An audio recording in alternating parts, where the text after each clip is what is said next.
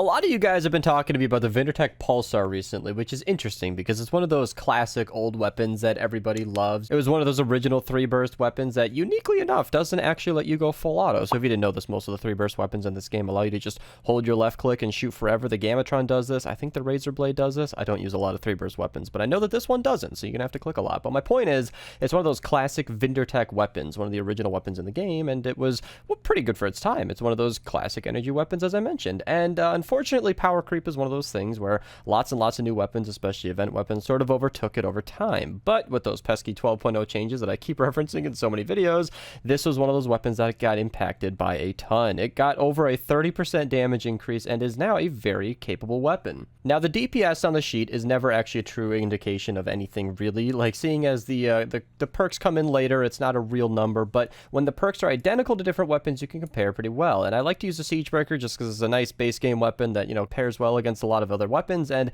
you can see that the DPS is significantly more, and that goes against the Razor Blade, which is another 3-burst weapon. And then if you guys want to see something a little bit more familiar, it's like the Silent Spectre, and the Siegebreaker is something I like to look at because, as you can see, the perks are identical. I mean, there's a reload speed on there, but it doesn't make a difference.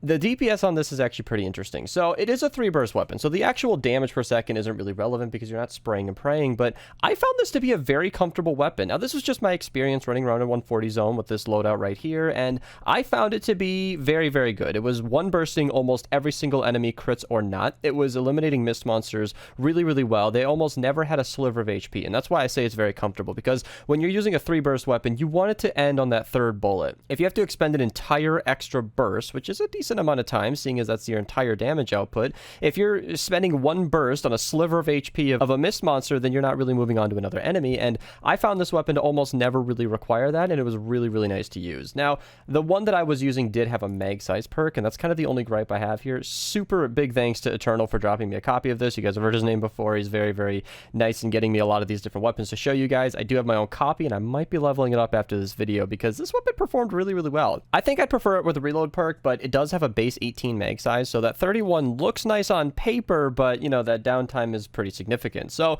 with the damage out of the way and a little bit of a briefing on the perks, let's talk about what the actual best perks are for this weapon and how you might want to spec it. Now, seeing as this is one of the older weapons in the game, it's one of those classic situations where a lot of the perks are almost the same. If you check out my top 10 best base game weapons video, which is something you should check out, you'd be surprised how many of those base game weapons are actually very comparable to some of the best event weapons in the game. But my point is, a lot of those weapons have almost identical perk choices for everything. It's basically always crit rating for damage, reload, and then, you know, matching 5th perk. And that's not necessarily going to be different here, but it's worth noting that this is one of those original weapons, so it's kind of to be expected with this kind of thing. And I'm going to say the same thing I usually do for these weapons, and that's fire rate and damage is a nice way to go. Especially for a 3-burst weapon, you'll be shooting a lot more burst, a lot more quick, and it's kind of a nice thing to have, but you are using energy cells here, which is something that's very expensive, and I would understand if you want to make the most optimal use of all of your bullets. So frankly, a crit build is, you know, usually expected, but crit rating, crit damage is definitely the way you'd want to go for that. As per usual, if you're using Totally Rockin' Out, then double crit damage is probably a good way to go for that build, but if you're using Totally Rockin' Out, I'm going to assume you know what you're doing. So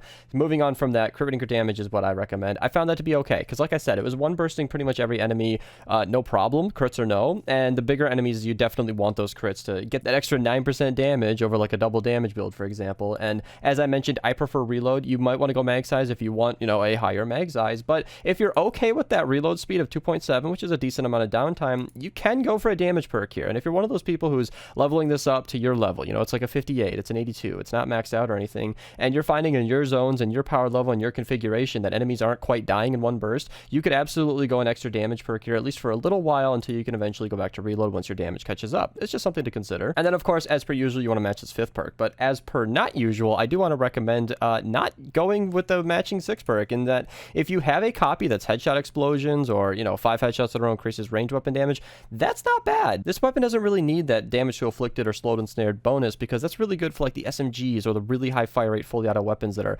popping off a lot of shots really quickly. This is a 3-burst weapon, meaning most of the time your first 2 and obviously 3 shots are going to kill, and with damage to afflicted, only 2 of those bullets in a burst are actually going to be impacted by that 5th perk, or of course slowed and snared, obviously. So in that case, I honestly recommend going damage to mist monsters and bosses, because mist monsters are what's going to really need that bonus. Now again, I'm only recommending this if your 6th perk doesn't match. If you have a slowed and snared or affliction copy, then of course you want to match that 5th perk, but you know, there's a little bit of leeway here in that you do have some other options if you don't have the ideal schematic, and that's kind of what makes this weapon pretty awesome. It has a really decent accuracy, really nice range. I found it to be a very comfortable weapon to use, and I wasn't kidding when I said I might be maxing out my copy after this video, which I only ever really do if it's a really good weapon, because I have a lot of people who are really nice and, you know, helping me acquire these weapons. If you guys want to do that in the future, you can join our Discord link below. I usually just drop a message in the Save the World channel if I'm looking for a weapon, and if you guys want to be featured in a video or a nice little shout out, then you can absolutely join that, and it would be very much appreciated. That said, if you guys enjoyed and you want to support the channel, feel free to use code Mista to check out, you know, become a channel member. Lots of perks right there. I just recently updated our Discord actually for a Fortnite VIP and a Minerva VIP section, so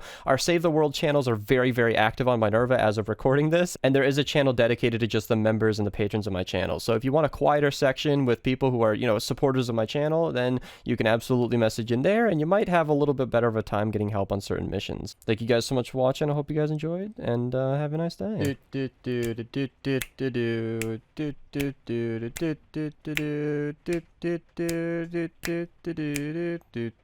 And then